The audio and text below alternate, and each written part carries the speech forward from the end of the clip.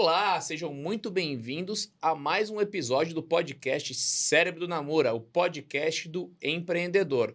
O meu nome é Danilo Magri e eu acompanho o Luiz Namura nessa terceira temporada. O tópico de hoje se chama Cortando os Motores, ou seja, pousamos o avião e vamos agora pensar no futuro dos nossos negócios. Luiz Namura, que é CEO do Grupo Vitae Brasil, o host deste podcast, e também escritor do livro Yes You Can, um guia prático de empreendedorismo para você que deseja prosperar continuamente nos seus negócios. Aponte o celular aí para a tela, vê esse QR Code e já acesse e compra com desconto o livro Yes You Can. Combinado? Namoro, estamos chegando no fim dessa jornada, hein? Já cortamos os motores. Já cortamos os motores, mas quando o piloto corta os motores, ele tem um conjunto de atividades que ele faz para se preparar para o próximo voo que ele vai fazer.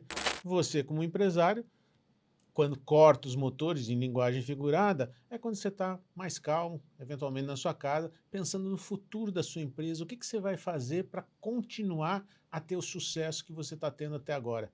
Atingir o sucesso não é tão complexo. Se manter no topo do morro, ou seja, tendo sucesso, é bem mais complexo. E é disso que nós vamos falar. Como é que você mantém esse sucesso que você adquiriu? Como prosperar continuamente. Realmente, campeões top one, temos vários. Agora, aqueles que se mantêm por décadas, que é a famosa perenidade, aí a gente conta nos dedos. Lembrando também que toda essa temporada é um oferecimento do Albert. O aplicativo Albert é o seu parceiro de negócios. É o verdadeiro cashback. Ou seja, você se cadastra lá no Albert e tem acesso a uma rede de comércios, lojas, supermercados que oferecem desconto não, que oferecem cashback, que é o dinheiro que volta da sua compra. Só que tem uma dica aí, um segredinho do Albert. Você pode indicar pessoas a participar dessa comunidade também. E essas pessoas, quando realizam compras nessa comunidade, você também ganha cashback. Ou seja, são dois conceitos muito comuns em um produto só. O cashback e a indicação, onde você recebe em cima das pessoas que você indica e todo mundo sai ganhando e o comerciante sai ganhando também, porque é muito mais gente plugada e a possibilidade dele fidelizar o cliente. Então, se você também é comerciante, o Albert é para você. Acessa já aí nas lojas de aplicativo, puxa o Albert. Se você é comerciante, também tem como se cadastrar lá e o código de convite é podcast, tudo maiúsculo. Com esse código, você começa a fazer parte da rede e já pode, inclusive, indicar o Albert para os seus amigos e familiares. Mas vamos falar de prosperidade, vamos falar de um assunto aqui bastante novo, talvez para a parte da população que nos assiste, e quem vai trazer esse conceito para a gente é o André Luiz Seixas, o nosso convidado de hoje. Ele é criador do podcast Revenue Club e consultor estratégico de empresas techs por meio da profissão, grave esse nome, Chief Revenue Officer. A gente vai explorar bastante o que é essa nova profissão que vem surgindo e o André quer trazer esse conceito forte aqui para o Brasil. André, bem-vindo ao Cérebro do Namura. Muito obrigado, muito legal, obrigado pelo convite, Namura. A gente se conheceu ano passado, né, em Dubai, numa experiência de Customer Success, que é parte da profissão de Chief Revenue Officer, mas é só parte dela. O Chief Revenue Officer ele tem que conhecer muito de marketing, muito de vendas e muito de Customer Success. Eu acho que é isso que a gente pode explorar durante a nossa conversa. Com certeza. Namura, qual que é a importância de você como um empreendedor, um líder ou de um empresário de um grupo bem estabelecido no Brasil estar a par das tendências de negócios e tendências de novas profissões que surgem quando você muda, né, a moda de vender, os canais de venda, como a gente vem acompanhando no mundo digital de hoje? Bom, estar atualizado sempre é fundamental para quem quer gerir negócios. Você veja a colocação que o André fez do Chief Revenue Officer. É um camarada que ele é um generalista, mas ele conhece de marketing. Marketing, na essência, é o que é? Tudo que você faz para atrair o cliente para o seu negócio. Mas ele conhece também de venda. Não adianta atrair e perder aquele camarada. Então, eu tenho que ter uma equipe inside sales, ou field sales, uma equipe de vendas que transforme aquele lead num cliente. E depois, esse é o funil de marketing e vendas. Para por aí? Não. Se você parar por aí, você não está atualizado. Porque aí começa o funil ao contrário, que é do Customer Success. Aquele cliente que se tornou cliente seu, que vai permanecer com você pelo resto da vida e vai indicar você para terceiros. Esse cliente vale ouro. E essa é a terceira perninha desse processo, que é o Customer Success, o sucesso do cliente, para falar em português. Então, conhecer marketing, atração, conhecer vendas, conversão e conhecer sucesso do cliente, fidelização é fundamental. E hoje está aparecendo um novo profissional no mercado, que o André é um expert, por isso está aqui com a gente, que vai explicar o que esse profissional, como é que ele navega nessas diversas áreas. Você tem especialistas em marketing? Ok. Você tem especialistas em venda? Ok. Você tem especialistas em sucesso do cliente? Ok. E quem coordena tudo isso? Quem orienta? Quem é o maestro dessa orquestra? É o Chief Revenue Officer, que o André vai explicar daqui a pouco para a gente. Eu acho que a gente está aqui em 7 minutos, mas eu posso ir embora, porque Já explicou? a aula já tá dada.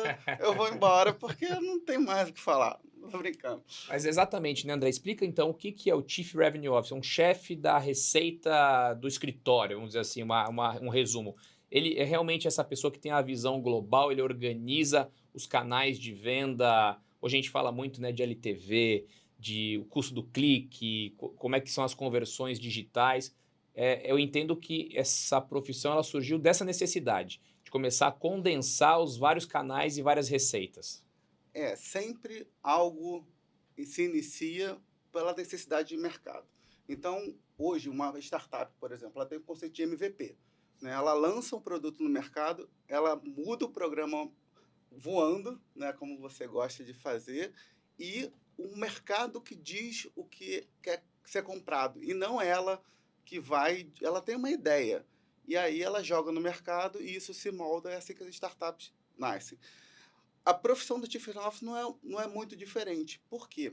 Ela surgiu com a modelagem e a mudança do comportamento do consumidor, que ao invés de querer o bem, ele quer o benefício do bem. Então, é o caso que a gente estava conversando aqui. O caso mais clássico ninguém quer mais comprar a furadeira. O pessoal quer comprar o furo. Nos Estados Unidos, ninguém mais quer ter um barco, quer ter um carro. Ele quer o benefício de ter um carro, quer ter o benefício de ter um barco. Não faz sentido ter a propriedade. E o Chief Revenue Officer ele vem para isso, para transformar as empresas que estão acostumadas a ter um produto, né, um produto estanque, que você tinha que matar um leão por dia para fazer aquela venda, e você vende uma vez e você ganha uma receita recorrente. Uma das funções do Chief Revenue Officer é isso, é mudar o modelo de negócio mesmo. Do cliente. É um cara de negócio, né? É o maestro do crescimento da empresa. Tá. Fora ele, tem o CFO, tem as outras, mas ele é o cara que vai gravar. Você quer dobrar esse ano? Então, é ele que vai traçar essa estratégia. E aí, basicamente, o que existe hoje nas empresas é uma fricção muito grande entre essas áreas. Né? Eu vou falar alguma história aqui, não me vem mal, mas normalmente marketing reclama que vendas não gera lead qualificado. Marketing reclama que vendas gera muito lead qualificado, mas só tem pangaré em vendas que não consegue converter. E o sucesso do cliente, ele diz que o vendedor vende a mãe, né? Vender a mãe, o vendedor não consegue entregar. E ele tem uma sogra para entregar. É uma brincadeira, tem gente que gosta de sogra, tem gente que não gosta, mas é isso que acontece. E o Chief Revenue Officer ele vem para, não, vamos acabar com essa bagunça, vamos acabar com essa fricção. Vamos desenvolver aqui uma estratégia. Olha, essas áreas estão super alinhadas, a responsabilidade de vendas é de todo mundo tem bônus se vender pelo resultado da empresa, e o Chief Revenue Officer fala, vendas, você vai vender X, Customer Success, você vai vender 2X, dessa forma o cliente vai comprar mais com cross-selling, com upselling, e ainda vai indicar mais. E aí retroalimenta esse flywheel muito diferente com um flywheel vicioso, que foi do primeiro cenário, que né, vendeu a sogra, reclama, não está satisfeito, não indica para ninguém e a empresa não dá certo. Posso complementar? Por favor. Acho que o André foi perfeito. Uma das coisas que acontecem muito nas empresas que não têm esta figura, ou que não atentam, é a fricção de um para outro. Eu fiz a minha parte. Eu trouxe 1000 leads. É o que o marketing vai dizer. Eu trouxe gente para a equipe de vendas vender. A equipe de vendas, quando não vende, procura culpado. Normalmente vai culpar quem veio antes dele. Vai falar assim, mas os leads que você me trouxe não tem o perfil em marketing a gente chama de ICP, o perfil do cliente ideal para eu vender. Eu não posso vender avião para quem só quer andar de barco, só me traz gente que quer andar de barco. O marketing, por sua vez, fala, não, eu trouxe pessoas boas. O seu pitch de vendas, a sua oferta é que não é boa. E fica essa briga. Quando tudo isso passa e é vendido e vai para a mão do CS, que é o camarada que cuida do cliente quando ele já é cliente, é isso que quer dizer o CS, esse CS muitas vezes olha e fala, meu Deus do céu, como é que eu vou entregar o produto que esses caras venderam? Ele falou da mãe, da sogra, a gente também fala a seguinte coisa, o camarada vende a lua e entrega a terra, né? Então são esses jargões que existem, que são até divertidos, mas eles são prejudiciais para o dia a dia, porque isso vai formando uma cultura que marketing faz uma coisa, mas não é bem feita sob a ótica das vendas. As vendas não vendem porque marketing não fez o trabalho bem feito. CS não consegue manter o cliente porque prometeram alguma coisa que não consegue entregar. É uma brigaiada fora do comum. É como se fosse uma corrida 4 por 100. Sabe essas corridas de Olimpíadas? É aí que eu queria fazer a metáfora. Você sabe que eu gosto de metáfora. Você pode pegar os 4 maiores e melhores corredores da história do mundo e colocar num 4 por 100 e eles perderem a corrida. Sabe por quê? Eles correm muito, mas eles não têm a habilidade de passar o bastão. O bastão cai e perdeu a corrida. Essa caída, essa queda do bastão é quando acontecem esses atritos entre um e outro e começa a se discutir coisas que não são pertinentes. Culpa de um, culpa de outro, em vez de procurar a solução para aqueles problemas. O Chief Revenue Officer, ele olha como um todo e vai conseguir harmonizar o trabalho de cada equipe, dizendo a seguinte coisa, tá bom, gente, você coloca a culpa nesse, você naquele outro. O que acontece é que o revenue, a receita não aparece. E quando a receita não aparece, todo mundo está no mesmo barco, esse barco afundar e a gente vai sossobrar. Bonito esse termo, né? Sossobrar. Sossobrar. Interessante, eu estava com uma visão míope dessa posição. Eu achava que era muito vinculada ao digital, mas não, ela está vinculada tanto às receitas advindas do digital, sejam qual for elas, mas principalmente ao modelo de negócio. O Chief Revenue Officer ele tem que entender se o portfólio de produto daquela empresa está mais adequado à venda tradicional, compra uma vez, ou se você consegue transformar aquilo em assinatura, em aluguel, em comodato, e aí vende o insumo daquele comodato. É como potencializar uma receita recorrente e perene. Perfeito, porque você não tem tanto esforço de venda. Você tem um esforço de venda só, e aí a manutenção dessa receita ela é muito mais fácil ao longo do tempo se você tiver esse conceito de ter um bom produto, claro. Né? Não dá para não ter um bom produto. Mais ou menos. A gente sabe que o maior restaurante do mundo não tem o melhor sanduíche do mundo. É bom, é adequado, mas o McDonald's vende. É o restaurante que mais vende sem ter o melhor produto. Então, às vezes, você pode vender mais porque o teu produto é excelente, diferenciado, blá, blá, blá. Ou, às vezes, você pode vender uma commodity, mas você vende de forma melhor e você tem o resultado esperado da empresa. E aí, quando a gente pensa num exemplo que ele deu de um fast food, na realidade, você vai pensar o que é que ele está vendendo? É o sanduíche? Não, é o fast, é a velocidade. Então, nesse sentido, se ele entrega uma coisa que é comível, fast, ele está entregando um excelente produto, porque um produto muito melhor, mais sofisticado, não seria fast. E a proposta dele é ser fast food. Se você for para a França, tem restaurantes que entraram num programa de slow food. Exatamente. Você vai sentar com calma. Aliás, você não precisa ir para a França para pegar slow food, é só ir para a Bahia. Né? Tudo é mais calmo lá na Bahia. Você vai ver que é o slow food levado à segunda potência. Então, você tem que entender qual é o produto. O Chief Revenue Officer, ele consegue ver tudo isso. Você fala, mas esse nome aí é muito sofisticado, eu não tenho na minha empresa. Tem sim. Sabe quem que é o primeiro Chief Revenue Officer da sua empresa? Você, empresário.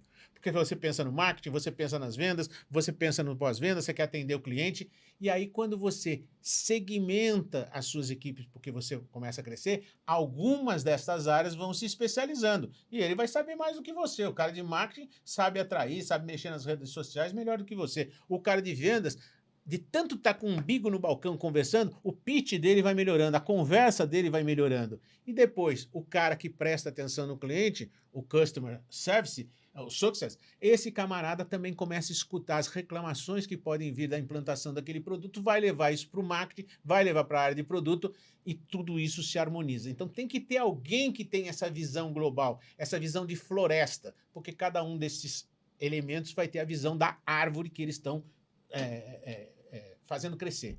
E André, pode complementar. Não, perfeito. Então a gente já cobriu legal essa parte de vendas, mas a gente falou um pouquinho de produto. A gente começou a falar um pouquinho de produto, McDonald's, Fast, isso que eu queria implementar. Então o Chief Revenue Officer tem que conhecer de negócio também. E existe um dos livros da minha cabeceira que eu mais gosto, que é o livro de negócios mais genérico que existe hoje e serve para qualquer negócio. Isso é bem difícil acontecer, né? Claro. É segmentado, mas esse serve para tudo. O livro chama 100 Million Offers, do Alex Hormozzi. É fantástico. Hormozzi. Desculpa. E o que ele fala? Ele fala que é o seguinte, equação do valor da tua proposta. Qualquer negócio, ele tem que oferecer, ele é uma equação. Então, quem é matemático vai ser mais fácil. Uma equação, quer dizer, se você bota o numerador para o infinito, a tua oferta, você pode cobrar quanto quiser. Se o denominador tende ao infinito, a sua oferta tende a zero de valor. Então, quais são esses fatores? Em cima, o teu sonho, a tua transformação. Putz! O que tem aí? Olha, a equação do valor aqui. A equação do valor. Não dá para vocês verem, mas depois o Rod vai colocar. Ele vai falar dessa equação aqui. Olha aí. Olha, a empresa inteira tem isso. Está à vista. Então, vamos explicar rapidamente. Se você resolve um problema, que é um problema para o cara que é transformador, você potencializa o numerador. Se for a resolução de um probleminha, qualquer um pode resolver. Então, a tua oferta ali é o sonho do cara. Uhum. Se for o sonho do cara, o cara pode pagar quanto quiser. Versus a probabilidade que a sua empresa, na cabeça do cliente, ele acha que tua empresa pode atingir aquele sonho.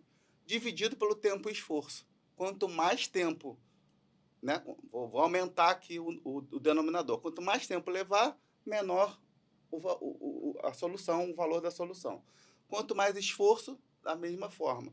Então, pense em levar esses benefícios para o teu cliente e não as características do teu produto. Cara, o meu produto está aqui porque ele tem esses casos de sucesso, que ele já deu certo para empresas como a sua, para você, que tem esse mesmo perfil, blá, blá, blá, blá. Então, eu consigo resolver. Você endereçou o numerador.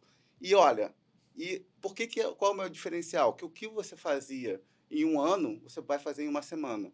O que você fazia por você mesmo, por exemplo, um curso, eu vou botar um chip na tua cabeça que você vai aprender inglês.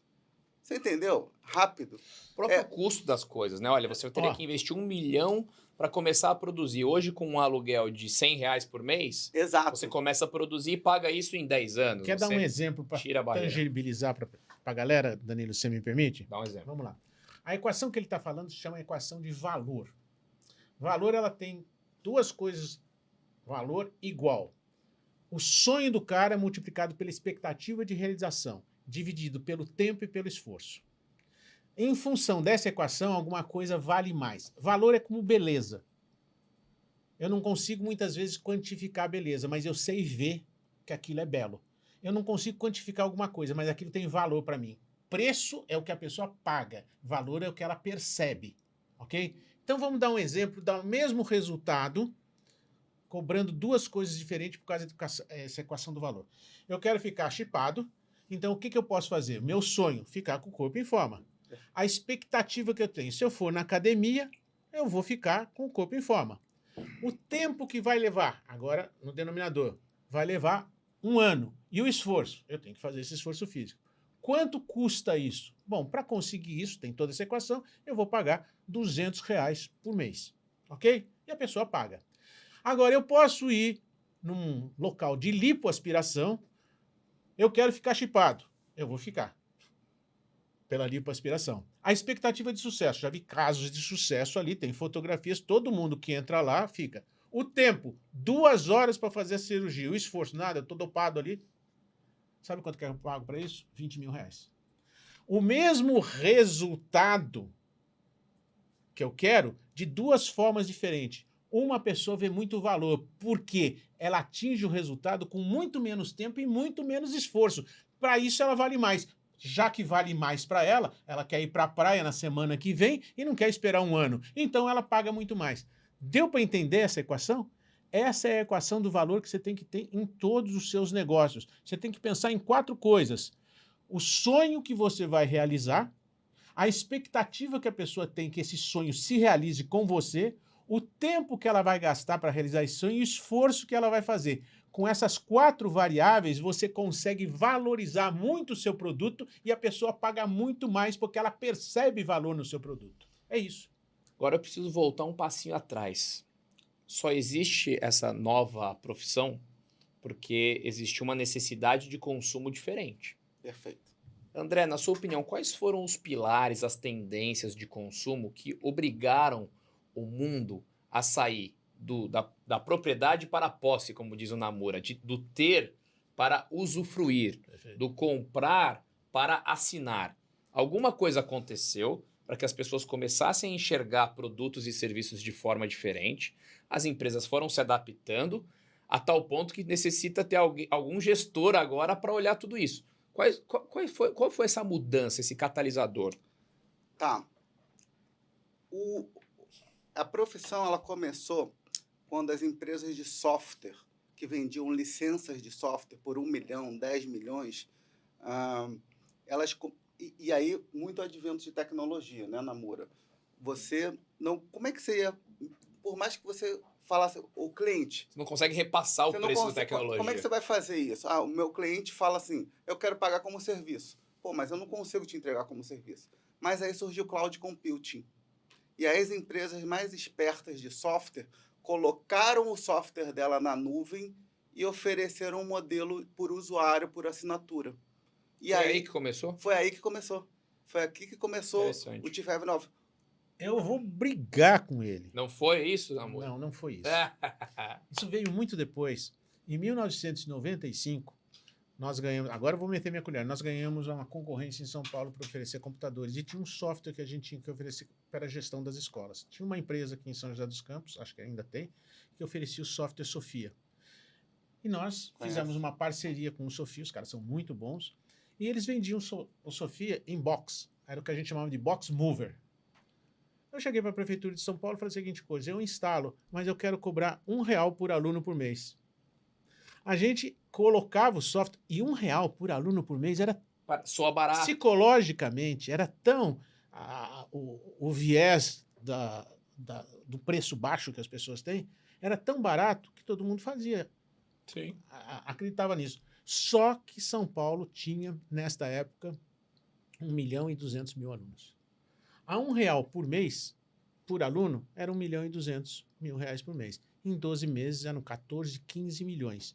Em 5 anos eram 60, 70 milhões. Talvez o cloud computing foi o que potencializou. Não tinha cloud computing disso nessa época, em 1995. E eu me lembro que nós tínhamos um software canadense, Dynet, eu não me lembro o nome do software. E os canadenses vieram aqui, eles vendiam o pacote para a gente. Quando eles perceberam que a gente fazia isso, eles criaram na cabeça deles, você está criando o conceito de per student per month. E aí eles começaram a cobrar da gente per student per month. Eu falei, peraí, nós que ensinamos vocês a fazerem isso, vocês querem agora cobrar? De jeito nenhum. Então, o que aconteceu, que me parece, André, foi uma coisa interessante. A oferta de produtos é tão grande que hoje você não consegue ter tudo que você vê. Mas você pode usar muito do que você vê, desde que você não tenha a propriedade, você tenha a posse. Então, você não pode ter um barco, você não pode ter um avião, você não pode ter um helicóptero, você não pode ter uma Ferrari, mas eu posso ir num hotel, ir lá e alugar a Ferrari, tirar uma onda durante uma semana, instagramar, se eu quiser, aquela Ferrari, o meu passeio, e eu desfruto muito mais da vida sem essa obsessão da posse. Hoje, a juventude, em média, não está querendo mais carro. Eles querem outra coisa, eles querem a mobilidade. Aí ele tem um carro com motorista, que é o Uber. Você percebe? Eu gosto muito de vinho, mas eu não tenho tempo para comprar vinho. Então eu faço uma assinatura, defino meus parâmetros e todo mês aparece lá uma caixa com 4, 6 vinhos.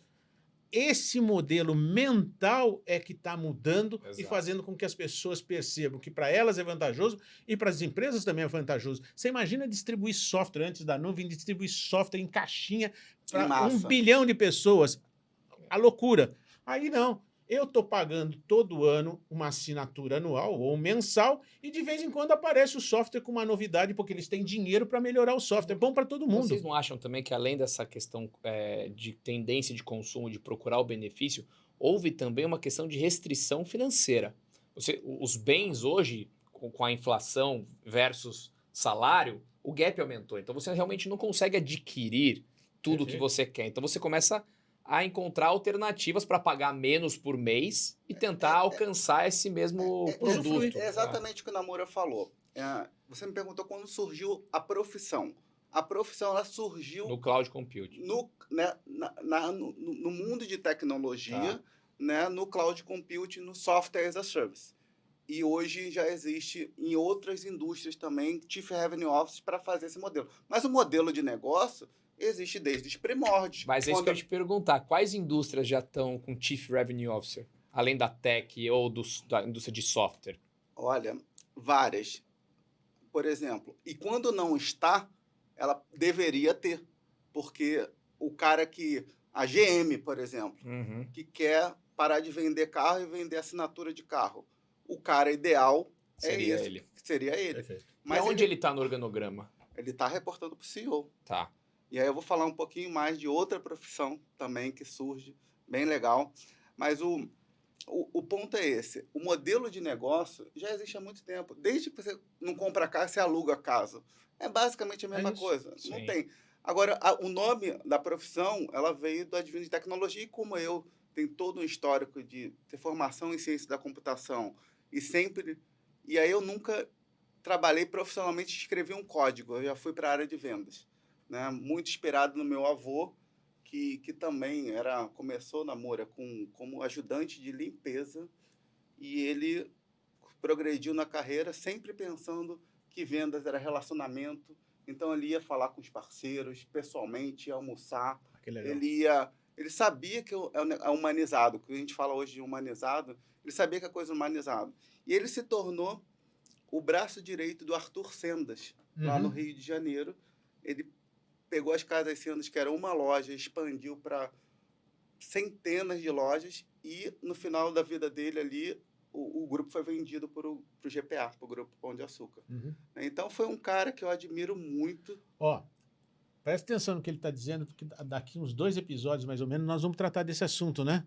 Vamos. Meu pai, meu herói, não De tem um negócio assim, inspirações. inspirações. Exatamente. Olha a inspiração, isso que o André está falando, daqui a 2 episódios nós vamos tratar mais profundamente. É muito legal esse assunto, essa inspiração. Então ele junta a área comercial, que é o motor de qualquer empresa, com tecnologia. Na época, ele, além de vender, além de comprar, além de parcerias, ele também era o comprador. Então, ele comprava batata a R$1 e vendia 2. Basicamente era isso. Markup, dobro, para ter um negócio perene e saudável.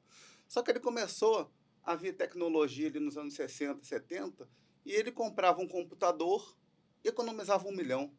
O computador custava 100, você vê, começou a ver o exponencial da tecnologia. Então, ele começou a falar o seguinte, está sempre ligado em tecnologia e área comercial. Área comercial muito humana. E tecnologia, retorno sobre investimento. Melhoria da operação, velocidade, de novo, velocidade, menos esforço. Ontem eu estava num restaurante que, eu peguei, me servi, era self-service, peguei, me servi, e aí, sabe aquela fila que se forma? Aí tinha uma maquininha lá que você botava a balança e já saía a nota. Aí você ia sentar, não tinha uma pessoa anotando.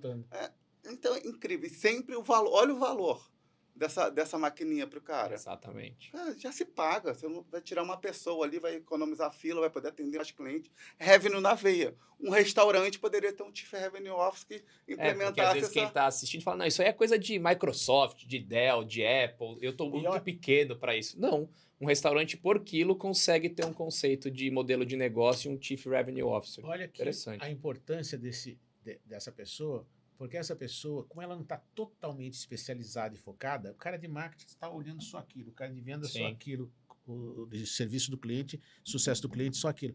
Esse cara como ele olha a floresta e não só as árvores, ele começa a perceber movimentos que podem impactar ou nessa área, ou nessa área, ou nessa área. Um cara só de marketing que não está pensando no sucesso do cliente pode ver alguma ação para sucesso do cliente, ele nem percebe que aquilo é válido. Ele nem O percebe outro- que a fila do quilo está muito grande, que Exato. pode estar perdendo venda porque Ele a fila não tá percebe grande. isso. E a pessoa nem entra, olha a É. fila, nem entra, vai para o outro. Exatamente. Essa pessoa que é o Chief Revenue Officer, ele consegue, por ser generalista, ter essa visão. Por isso que eu ouso dizer que essa profissão é uma especialização do CEO. No seguinte sentido, porque o CEO, ele tem que fazer isso. E se ele tiver alguém que possa ajudá-lo, para ele, em vez de pensar nesta operação mais básica, mais importantíssima, ele pensar em estratégias para o futuro, mais a longo Exato. prazo. O CEO olha para Então- fora e o Chief Revenue Officer olha para dentro. Olha para dentro. Boa Exatamente, metáfora que você fez. O Sabe, CEO olha para o futuro Isso. e os executivos olham para o presente. Rentabilizar o presente. 90, só que não segmentado. Exato. É um generalista ali no meio. Por isso que surge essa profissão. Agora só fiquei numa dúvida, no organograma. Porque assim, vamos falar sério, o diretor comercial, o VP de vendas, é o homem forte das organizações. Como que encaixa um Chief Revenue Officer e um VP de vendas junto? o Chief Revenue Officer é um novo VP de vendas. É um VP de vendas mais completo, É um no VP de sentido vendas da visão da completo, floresta. Que muitas vezes as pessoas estão falando o seguinte: qual é o ROI de um Chief Revenue Officer? Já entendi, André. Legal. Mas imediatamente, como é que eu mudo? Cara, tem gente trocando, tirando os caras de marketing e botando o Chief Revenue Officer. Simplesmente para dar ROI rápido. Mas o que o Namura falou é muito importante. Imagina as etapas de crescimento de uma empresa. Imagina um cara no digital, Namura, que ele começa sozinho. Ele começa, idealizou, conseguiu passar por uma fase de escala. Nessa fase de escala aqui, ele ainda é o CRO da empresa dele. Só que vai chegar um momento que ele precisa botar um CRO, que é uma fase mais... que já está uma empresa média ali. E aí entra outra novidade, que para o Namura não é, com certeza, mas para o Brasil que é o Conselho de Administração. Uhum. Então, aqui no meio, quando a empresa é pequena, média ali, um Chief Revenue Officer precisa ajudar e, às vezes, o CEO é o próprio Chief Revenue Officer, Sim. depende. Mas quando ele já está encaixado aqui, aí começa a ter problemas de gestão, de governança. E aí entra o Conselho de Administração. Agora segura o conselho de administração, Conselho. porque exatamente isso é importante. A gente vai dar um degrau, vai dar um salto importante na gestão de empresas. Então a gente entende que o Chief Revenue Officer é um VP de vendas com uma visão mais macro, que respeita o marketing e customer success VP de também. receitas. Vira um VP de receitas, que faz todo sentido, porque você falou. Começou no Cloud Compete com Software as a Service. Isso evoluiu para as assinaturas que nós conhecemos hoje, para o tal do freemium. Você quer coisa mais inteligente que a indústria de game, que vendia um game por R$300 e acabava ali? Hoje você compra bonequinho, roupinha, arminha por R$5 e potencializou em quanto? E todas essas empresas de compra. inteligência artificial oferecem ali o gratuito, você entra, Exato. aí depois se você quiser pagar, putz, e não tem outro modelo, é esse. É esse o modelo. É esse o modelo. E aí a gente estrutura uma empresa, um organograma interno, para exatamente o que a gente falou. Acho que foram insights muito bons. Um CEO que está olhando para o futuro, para fora, um VP de receitas com os outros VPs de negócio olhando para dentro e rentabilizando esses modelos de canal. Aí chega uma hora que a empresa fica grande demais e você começa a ter o conselho, o famoso conselho. E aí, aí antes de você explicar a diferença dos dois conselhos, que eu sei que você vai me explicar, Uhum. Namuro, o que é o conselho de uma empresa e por que é importante? Ele é importantíssimo porque você, na sua empresa, começa a ficar muito focado só nela. E hoje você não concorre com quem está na mesma área, você concorre com gente que oferece algum produto totalmente diferente que você nem percebe. Então, por exemplo, as indústrias fonográficas não perceberam que elas iam concorrer com os fabricantes de telefone. Que coisa esquisita, né? Vem o Steve Jobs e faz um iPod lá e começa a mudar toda a indústria fonográfica. A Kodak não percebeu que ela ia concorrer com empresas digitais. Aí vem alguém e faz uma máquina digital e acaba com a empresa, com a Kodak. Acaba. A ação de $100 passou a valer 50 centavos de dólar. Ou seja, você não sabe de onde vai vir o ataque. Você não tem a menor condição de prever esse tipo de coisa. Eu só consigo prever que virá um ataque. Então, o que é o conselho? O conselho são pessoas que estão fora, mas que têm experiência de negócios, que podem te alertar para erros que você está cometendo ou falta de visão, miopia de negócios que está te impedindo de enxergar um horizonte, um tigre que está ali. Se você estiver numa floresta e um tigre estiver camuflado, é bom que você saiba sentir pelo cheiro que tem um animal ali, senão você vai ser comido. É assim que funciona na natureza. Aqui nos negócios é a mesma coisa. Então o conselho, ele consegue ampliar a sua visão sobre as oportunidades e os riscos de mercado. Por isso é importante você ter um conselho. E aí, André, você ia trazendo um novo conceito de conselho. Porque o conselho que a gente conhece, geralmente são de empresas listadas em bolsa, que tem essa necessidade, essa obrigação de ter um conselho, mas o mercado brasileiro ele é constituído de milhares e milhares de middle market, empresas médias, que muitas vezes falta governança, falta essa visão de fora que o Namura comentou. Como é que então, o que tem surgido nessa questão de conselho e governança? Muito legal o que você falou. Então, as empresas listadas em bolsa têm a obrigação, por lei, de ter um conselho deliberativo. O conselho deliberativo são caras pesados. Inclusive, o CPF dele está na reta se ele tomar uma decisão ruim. E existe um mercado de seguros para conselheiros deliberativos, porque ele protege o patrimônio dele. Olha só o nível de sofisticação. Só que para o middle marketing, existe um conceito que nos Estados Unidos, até em startups, né, o cara investidor tem um smart money. Então ele fala o seguinte, eu vou botar dinheiro, mas eu vou fazer parte do conselho, porque eu quero garantir aqui a perenidade desse negócio.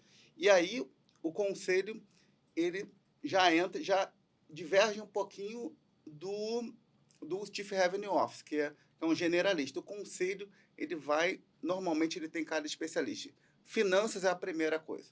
Quando a empresa está ali média, ela já vende, de alguma forma já vende, e aí tem conceito de DRE, que você tem que entender e explorar isso. Então, tem uma propriedade, aluga a propriedade, coisas diretamente relacionadas à lucratividade da empresa que um CFO, por exemplo, ele vai poder resolver. E aí você monta o conselho baseado nas necessidades do negócio. E existe, por exemplo, um CRO Advisor, um Board as a Service. Você consegue montar isso. E hoje no Brasil estão surgindo várias empresas que formam, assim como eu com a minha empresa, a CRO Academy, ela forma CROs, Chief Revenue Officers. Existem outras empresas que formam conselheiros de administração, normalmente presidentes, CFOs de empresas que querem dar uma continuidade na carreira deles, de uma forma que agregue mais valor, porque toda a experiência que ele tem, ele se torna um conselheiro e vai fazer parte do board de 3, 4, 5 empresas e tem uma carreira nova. E nessa empresa eu também sou embaixador da Board Academy aqui no Brasil. A Board Academy do meu amigo Farias, ele vem para complementar o que o IBGC fazia para empresas muito grandes, para médias empresas, que é uma coisa mais natural de você botar gestão nessa empresa, botar pessoas que conhecem para você garantir que o crescimento dela vai ser numa linha e não numa esfera. É meio que um GPS ali da gestão, da governança e do crescimento. Muito interessante. Namura, qual que é a sua experiência com o conselho? Você tem um conselho, você já trabalhou com um conselho te assessorando ou você é conselheiro de alguma outra empresa? Como é que a sua experiência com isso? Eu tive uma breve experiência de mais ou menos 1 ano com um conselheiro externo, conselheiros externos que vieram de outras companhias. Com o tempo, a gente acabou participando de conferências, conversando com amigos, não montei um conselho formal. O que nós temos é basicamente uma reunião de diretoria, mas aí não é o conceito de conselho, que ocorre toda segunda-feira, onde a gente discute tudo da empresa. Eu assumo a posição de Chief Revenue Officer da companhia. E eles assumem a posição de conselheiros. Então a gente troca muita coisa e toda a minha equipe viaja para todos os locais que eu preciso que elas viajem durante o ano. Então, vão para Singapura, vão para a Coreia do Sul, vão para os Estados Unidos, vão para o Japão, vão para o Peru, de tal forma a colher informações o máximo possível e contribuir. Então, não é a figura de um conselho, mas age de certa forma como um conselho. o conselho tem a vantagem de ele não estar vinculado à operação do dia a dia. Ele não tem que defender posições.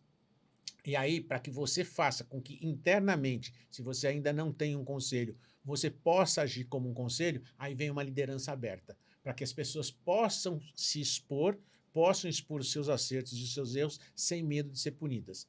Mas, de qualquer forma, se você tiver um porte que hoje não precisa ser muito grande e você puder, com esse conceito interessantíssimo, conselho as a service, ou seja, você não precisa ter um conselho que seja só seu. São conselheiros que prestam esse serviço, vou chamar de consultoria, para diversas empresas. E você tem gente de altíssimo nível sem o alto custo que um conselho tem. Você vai ter uma reunião mensal com essas pessoas, mas não vai pagar salários remunerações exorbitantes, porque você não tem. Mas para eles também é bom, porque uma semana ele está nessa empresa, outra semana na outra empresa, outra semana na outra empresa. Então ele faz a receita dele e mais, ele amplia a visão de negócios dele e que pode, uma oportunidade, uma ideia que ele viu em outros locais, ele pode trazer para você. Então você tem a riqueza da informação. O que você quer do conselho é informação de alta qualidade, rica, novidade, modos de gerir a empresa que permitam você evoluir, ver os erros que você está cometendo e as oportunidades que você está perdendo. Então, este modelo que o André está trazendo de Counsel as a Service é fantástico e isso eu tenho certeza que vai vingar, porque a relação custo-benefício fica factível para o middle market. Perfeito. E André, quanto tempo leva para uma empresa middle market se preparar em questão de governança, nessa aproximação com a Board Academy, com a aproximação com os próprios conselheiros? Quanto tempo leva para uma empresa middle market que não tinha governança, ter governança e rodar neste serviço de conselheiro as a service, vamos dizer assim?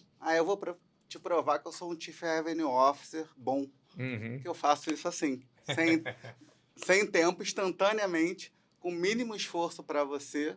E se você acreditar que isso é transformador para sua empresa, a Board Academy está aí, que ela já formou vários conselheiros de administração e ela também faz com Board as a Service. Então, você entendeu? Um dos meus produtos, alto valor. Por quê? Conselho vai levar ele de uma empresa de ser uma empresa média para ser uma empresa grande. Pô, é o sonho do empreendedor? Às vezes às vezes não, o cara tá tranquilo ali. Mas muitas vezes é. A probabilidade, a Board Academy veio para fazer isso, tem um programa de formação, tem vários programas para você ser um conselho. Dividido pelo tempo e esforço. Você consegue ter um board assim. Rápido. E aí, qual é o grande lance? A gente vai fazer só uma análise para saber. A gente pode implementar um Lean Governance. Assim, nem olha para sua empresa, cara, é tanto, reuniões mensais, mentorias, blá, blá, blá. Assim, só que um conselho aí maior, você normalmente passa de um Lean Governance para o maior, e aí você vai pegar as pessoas certas. E às vezes você troca até esses membros, porque, cara, você precisa de um cara jurídico aqui. E quanto tempo um conselheiro fica numa empresa? Existe tempo certo? Não existe tempo Pode certo. Ficar... O ideal é que ele seja perene. E normalmente, Danilo, não existe a vaga de conselho no site da empresa. Networking puro. Principalmente para o middle market, ali, que o empresário vai abrir a cozinha do negócio dele para pessoas externas. Você acha que ele vai botar uma vaga com headhunter, gente que não conhece? De jeito nenhum. E o conceito do as a service, eu acho que a rotatividade é importante. Tem um mentor que é conselheiro de várias empresas e falou assim, tem empresa que eu já estou há 4, 5 anos, eu falo, me demite, está na hora de me demitir. É isso. Para ariar ideias, né? E essa conexão do conselheiro poder ir em várias empresas e você ir trocando de conselheiro conforme o momento da empresa. Porque você traz informações de outros ecossistemas para o teu ecossistema. Isso é maravilhoso. Traz essa mobilidade, essa flexibilidade a um custo acessível. Esse conceito que ele colocou de você trazer novidades de outros ecossistemas, isso aumenta a criatividade da sua empresa. Basta uma pequena ideia. Ideia é que nem fagulha. Sabe aquele rastilho de pólvora que a gente vem, acende, pega fogo em tudo? Incendeia a alma das pessoas. Por isso que, por exemplo, a gente foi para Dubai, lá a gente vê coisas que não tem nada a ver, mas você volta para cá olhando e falando, cara, olha como é que os caras resolvem tal problema. Porque é uma cultura tão diferente, que enxerga o mundo diferente. A gente enxerga o mundo muito dentro da nossa ótica, dentro dos nossos vieses, dentro das nossas lentes. culturais, econômicos, financeiros, E às vezes é uma religiosos. crença limitante. E é uma crença. Às vezes, Geralmente Todos nós temos Porque crenças todos limitantes, nós né? temos. A gente diz que a linguagem limita o pensamento e o pensamento limita a linguagem. E se você pode imaginar, você pode fazer. Pode fazer. Então, ou o conselho pode trazer essas coisas de fora para você, viagens também pode trazer essas coisas de fora para você. Então, são mecanismos de gestão que areiam ou arejam seria jogar areia, arejam a administração e faz com que você, problemas que às vezes são, na tua ótica, são insolúveis, um conselheiro desses vem com uma ideia e fala, meu Deus do céu, isso se resolve dessa forma, porque nós já vimos essa solução em outras empresas. Danilo, posso dar um exemplo? Por favor. Não vou falar aqui qual empresa que é, não vou expor, mas é uma empresa que tem um conselho consultivo. Então, um conselho consultivo, de novo, ele não vai deliberar, ele vai recomendar e vai aprovar, vai ter a ata e tudo mais. O CEO pode fazer o que ele quiser, mas se o conselheiro também for investidor, fica um pouco mais difícil. Mas vamos lá. Então, essa empresa, ela, de acordo lá com as 9 avenidas de crescimento da McKinsey, então, primeiro você tem que vender mais para a tua base. E lá no final, você vai expandir internacionalmente, você vai fazer parcerias estratégicas, né? Mas o ideal é você fazer uma por uma na sequência. E aí, ele estava pensando em expandir internacionalmente. Cara, vou expandir internacionalmente porque eu já fiz uma análise, não é Portugal, não é Estados Unidos, é Londres. Cara, essa análise já está feita, é certo. Eu nem entendi mais. E ele levou isso para o conselho. E aí o conselho falou o seguinte, negativo. Já tive experiências no passado que eu fui fazer isso, já teve experiências de amigos meus que foram fazer isso, e tem umas regras que não são limitantes, são coisas fora. É lei. É lei. Romano vende para romano.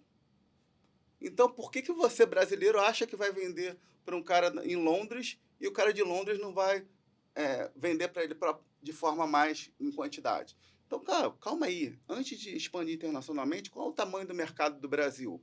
Quanto é o nosso market share? Pô, dá para aumentar, dá para investir 1 milhão aqui, aumentar de 5% para 10% e voltar 10 milhões? Ou vou pegar esse 1 milhão, vou botar em Londres, vou botar todas vendas para Londres. Então, é toda uma decisão de negócio porque o dinheiro é limitado. Claro. Então, esse board falou o seguinte, não, vamos dar um step back, vamos crescer aqui no Brasil com esse conceito de romano para romano. Vamos montar franquias em Minas, porque a gente sabe que mineiro vende para mineiro. Exatamente. Vamos montar no Sul, Gaúcho, vamos montar no gaúcho. Rio. Então, montou, como é que faz isso? Franquia, você é tua praia. Então, assim, você entendeu o que um conselho faz? Às vezes o CEO, quer expandir, não sei o que, quero... Não, vamos fazer aqui, menos é mais. Vamos fazer o que é mais fácil para a gente. E essa coisa de copiar um setor, eu lembro um exemplo, eu trabalhava no mercado de entretenimento, venda de shows. E eu ficava pensando, como é que eu chego nos nichos daquele gênero musical? E aí um dia eu cheguei no Credit Card Hall, que era ali a base da minha empresa, estava tendo um evento da Natura com as conselheiras. Falei, vou copiar esse canal de venda. É isso. Porque a conselheira da Natura, ela chega na igrejinha, no bairro, na padaria, ela chega na rua da amiga dela. Falei, então, se alguém levar um show de rock para um nicho de rock, essas pessoas vão comprar porque frequentam a mesma balada, o mesmo bar. Então, existem exemplos de sucesso em todos os canais, mas a gente, na correria do dia a dia, às vezes precisa de alguém de fora para vir e mostrar o que é óbvio. Eu acho que quando você já constrói uma base racional do seu negócio, você já tem um certo domínio do seu negócio, já virou um arroz com feijão, isso está pronto. Aí vem a figura do conselheiro e fala, por que você não pensa deste jeito? É um clique. No nosso caso foi um clique que deu, todo mundo vendia caixas de software. E vendia, era uma caixinha de software, você pagava por unidade de computador. Uma unidade de computador, você vendia R$500 para instalar aquele software. Quantos computadores tinham? 1.000 computadores. Então, são R$500 mil. E se você vender pela utilidade que vai fazer para cada aluno? Eu estou com essa coisa agora, no próprio Albert, a gente está desenhando um modelo que é mais factível para as pessoas e mais rentável para o próprio Albert. A gente vai repensando modelos de negócio de tal sorte que eles sejam melhores para a coletividade. Aí o negócio explode. Só que essas ideias, às vezes, não vêm da sua cabeça. Vêm da cabeça de alguém que está fora do seu negócio. Por que você não faz isso? Algumas ideias são absolutamente dispensáveis, mas outras ideias são brilhantes. Você fala, sabe que eu nunca tinha pensado nisso? Então, o conselheiro, ele tem um papel importantíssimo para abrir os teus horizontes. E aí, deixa eu só. Aí eu volto, né? O conselheiro é a gestão puro? Não. É vendas também. Sabia que uma das missões do conselheiro é gerar lead? Gerar lead. Então, como isso funciona na prática? Imagina se o Namura é conselheiro da CRO Academy. Conselheiro botando dinheiro ou não, ou eu pago ele, ou ele por equity. Existe isso. Ser conselheiro por equity, né? Sim. Cara, você é conselheiro por 10% da tua empresa, pô, mas aí você sabe que eu estou comprometido. Então, esse é um modelo legal, em vez de ser o as a service. Imagina o Namura tá lá nas viagens que ele faz, no golfe, nas coisas, com um relacionamento de altíssimo nível, e fala o seguinte, mas o que você está fazendo, Namura? Pô, eu sou conselheiro agora da CRO Academy. Cara, o quê? O amigo dele de alta renda, de altas conexões, sabe que ele não entra em negócio ruim. Cara, o que é isso? Não, é um negócio legal. Cara, vai lá e bota teu cara de vendas, que é o cara bom, promove ele para te ferrar, você vai ter. Gerou lead de altíssimo nível. Você não consegue montar uma equipe de vendas sênior que vai atingir... Quanto custa uma equipe de vendas com relacionamento? Que vai atingir o relacionamento do Namura e mais, como conseguir essa confiança tão rápido? Não vai, ele construiu tudo isso, é um asset que ele tem. Você chegar frio numa pessoa que o Namura conhece, cara, tem gente que nem... ele só compra por indicação. Agora eu preciso de vocês uma resposta para a gente fechar esse tema. Preciso de uma resposta concisa. Que hoje a gente gostou de falar de bastante coisa nova e é empolgante mesmo. Depois de tudo que a gente falou, novas profissões, novas formas de gestão, novos modelos de negócio, como que a gente equilibra tudo isso, toda essa inovação, com a identidade e os valores fundamentais das empresas? Quem quer começar? Posso falar? Pode. Então vamos lá. Nunca abandone seus valores. Não sei o que vai acontecer no mundo. O seu propósito, o motivo pelo qual você gere os seus negócios, para onde você quer que ele vá, isso não pode ser abandonado. Se você for um cara que tem um caráter forte e valores fortes, nós temos lá 5 dos nossos valores que estão no Price, que eu já falei em outros episódios. Perseverança, resultado, inovação, cooperação e equilíbrio. Você pega esses grandes caras, por exemplo, pega o Warren Buffett. Você pode copiar a sorte que o Warren Buffett teve? Não, você não vai conseguir. Você pega o Elon Musk, você vai copiar a genialidade dele? Não. Então não adianta você olhar para essas coisas. Olhe para você, os seus valores, e copie as coisas que eles fizeram que fez com que ele chegasse no resultado. Então, você quer copiar o Warren Buffett? Sabe o que você copia? A paciência. Ele até os 50 anos não tinha nem 1 bilhão. Hoje, aos 80 e poucos anos, ele tem mais ou menos 89 a 100 bilhões. O que ele teve? Paciência. Ele tem regras para você sempre investir um retorno mediano por muito tempo. Tem um capítulo no livro que fala, se você é jovem, sabe o que fazer para ficar rico. É Warren Buffett na veia. Você quer copiar o Elon Musk? Tem uma coisa que você pode copiar. Trabalha 20 horas por dia. Ele é um boi para trabalhar. Você quer copiar o... Da Apple não, da Microsoft. Bill Gates. O Bill Gates copia a expertise dele de negócios. Ele viu uma oportunidade e ele se jogava. Estas coisas são copiáveis. Os valores não. Você tem os seus, então a empresa pode crescer, fazer qualquer coisa. Você pode se inspirar nesses caras e falar, porra, essa regra que esse cara seguiu durante 80 anos investindo, eu vou fazer isso. Ah, mas eu vou ter que esperar 80 anos, não sei se Deus vai te dar esse tempo todo ou não, mas a perseverança vai fazer com que você chegue lá, você fique realmente rico. Trabalhe muito que você vai colher os resultados. Então, para conciliar essas coisas, Magra, é muito simples. Veja como você quer fazer os seus negócios, copie aquilo que é possível ser copiado, mas não abandone os seus valores, os seus princípios, o seu propósito. Nunca. André, como complementa isso com essa visão que você tem, né, de inovação, de fazer um turnaround em gestões de empresa? Como que você consegue trazer inovação mantendo a identidade da empresa que você está atuando ou aconselhando? Você vê que aqui só tem pergunta fácil, né? Essa é fácil. Assim que é bom. É assim, eu vou dar um exemplo que eu acredito muito, que é a cultura. É uma cultura forte. E a empresa que eu, como executivo, tive uma experiência de cultura mais forte assim, de longe, foi a Amazon. A Amazon tem um livro do Jeff Bezos chamado A Loja do Tudo, que lá tem os 14 princípios de liderança de qualquer empresa da Amazon. E como é que ele implementa isso? Ele acredita esses princípios de liderança, eles são acrescidos, às vezes são melhorados. E como é que ele implementa isso hoje numa empresa trilhardária, mas quando começou que era só ele ali no computador? Cada funcionário que ele fazia, ele aculturava e media o resultado, 50% era o resultado dele, um cara de vendas por vendas, um cara de entrega por entrega. Então, você com um RH bom, você consegue fazer isso. Mas o outro 50% era o quanto ele é aculturado, quanto ele prova que os princípios está adequado à cultura da empresa. Então, por exemplo, uma das culturas que mais legais lá era o seguinte: os próprios funcionários contratavam outros funcionários. E tinha uma coisa lá chamada uma cultura de bar raiser, que era o seguinte: chegava um comitê, todo mundo, vários funcionários, próprios funcionários entrevistavam um candidato novo, e aí no comitê eles iam votar para contratar o cara ou não. E aí uma das perguntas ali era o seguinte: esse cara, ele é melhor do que 50% do time que já existe hoje? Olha que pergunta interessante. Que pergunta, que aí você não deixa rastro, você não coloca viés nenhum. Cara, cara, não é. Porque às vezes o cara é excelente, mas, pô, vai botar um cara ruim para descer, baixar a barra daquela equipe ali. Então, a cultura, eu acho muito legal, e na Amazon isso foi fundamental para a empresa. Você tira qualquer subjetividade, qualquer comparação na veia, né?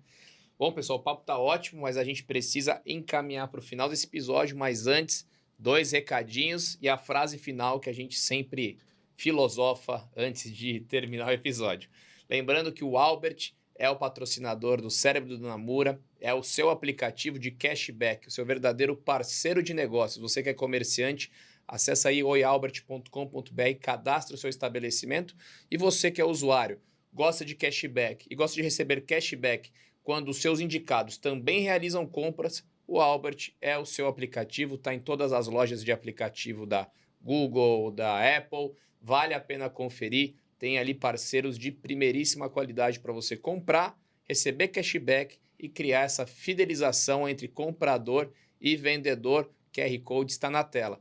E falando em QR Code, edição, muda o QR Code. Livro Yes You Can aqui do Namura, que é um guia prático de empreendedorismo e gestão de empresas.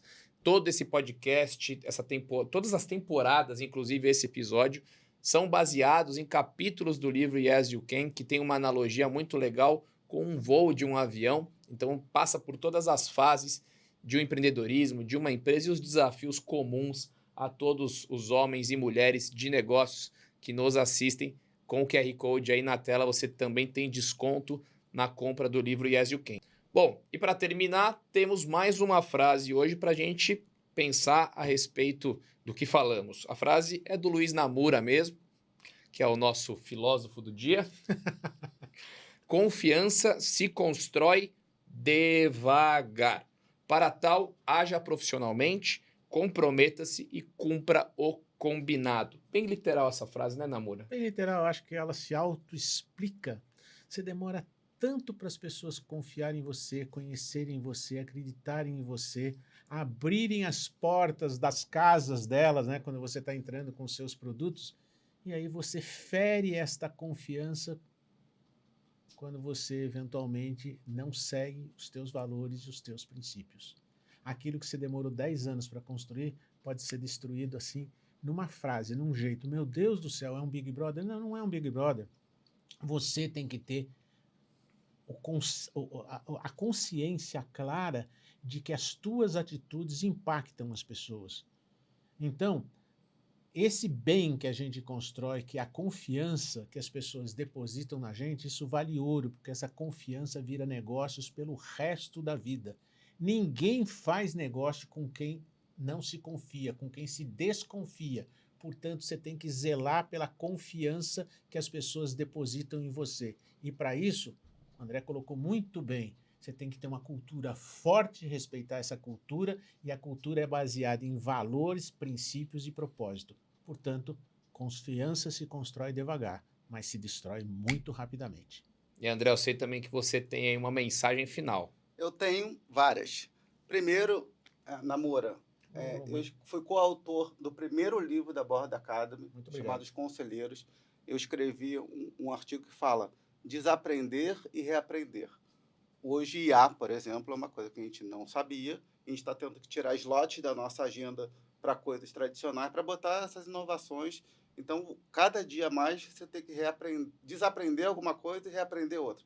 Esse foi o capítulo que eu escrevi do livro Conselheiros. Muito obrigado. E esse aqui é o livro da CRO Academy, que é a minha cultura, que são os meus princípios, né? Que tem a parte veloz, até como coisa, mais leve e divertido. Eu acredito que vendas pode ser leve e divertido, né? E como mensagem final, Namura, eu também tenho uma frase que eu trouxe aqui para vocês. Quem não tem a visão da casa pronta, não suporta a obra. Então, para você ir do ponto A para você ir para o ponto B, é claro que tem um esforço. A empresa que conseguir te levar do ponto A para o ponto B de maneira mais rápida tem mais valor, com menos esforço tem mais valor, tudo mais. Mas se você não tem essa visão de querer ir ponto A, ponto B, não aguenta a obra. Não aguenta. Então, quem não tem a visão da casa pronta, não suporta a obra. Eu acho muito legal isso que ele falou, porque a gente faz um paralelo com isso, acho que a gente já fez em algum episódio. Ponto A é onde você está, ou o seu cliente está. Ponto B é onde ele quer chegar. Você não vende o cavalo que leva ele do ponto A para o ponto B, que é o seu produto. Você vende o sonho. E quando ele compra o sonho, aí você entrega o sonho através do cavalo. É mais ou menos isso que o André colocou pra gente. Sem propósito, o trabalho fica muito mais difícil, muito mais penoso. E a obra fica chata demais. Que dá muito trabalho. Bom, pessoal, esse foi mais um episódio do Cérebro do Namura. Espero que vocês tenham gostado. Vou deixar aqui as redes sociais. Primeiro do Luiz Namura, @LuizNamura. Tem tudo isso que a gente fala aqui de uma forma muito organizada no Instagram. Todos os links, episódios, etc. No meu Instagram também, @DaniloMagri. E no Instagram do André. O André, eu tenho aqui o seu do @André Luiz Seixas. Em todas as redes. Tem todo LinkedIn, esse mesmo. YouTube, TikTok. Lá tem mais André informação da CRO Academy, tudo isso. Tem tudo isso. André Luiz Principalmente Seixas. no LinkedIn, porque é a minha rede favorita por causa do meu produto. Claro. Né? E tem a ver com o Chief Revenue Officer também. O marketing é LinkedIn, não é muito Instagram, porque eu não tenho produto de massa. Excelente. Então fica aí todas essas dicas. Deixe o seu comentário aqui embaixo. A gente quer saber um pouquinho mais sobre você, sobre a sua opinião. Quanto mais você falar com a gente, mais assunto relevante a gente traz aqui. Combinado? E até o próximo episódio do Cérebro do Namura.